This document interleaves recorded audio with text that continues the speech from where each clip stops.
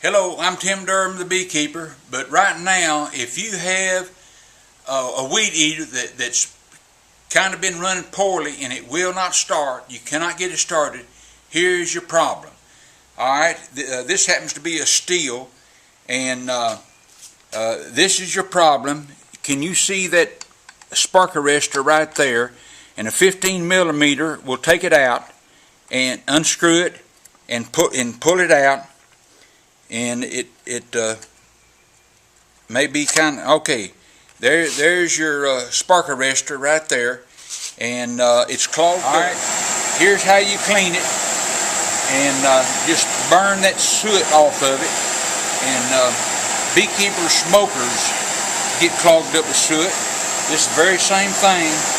It'll turn red as it burns that soot off, and then I'll brush it with a steel brush. Now, after you've cleaned this, you burn all that soot off. You can start your weed eater without this being in there. And then, if it does not start, take your spark plug out and dry it off. If you have air pressure, dry it off, put it back in, and then it will start. But this cleans all the soot, burns all the soot off of it, just like a beekeeper smoker. And I'll put this back in here, and then it'll start.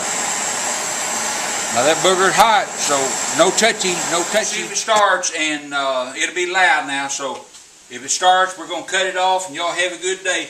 Be sure to click like underneath there.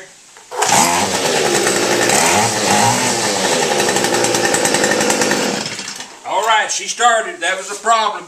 Come back and see us.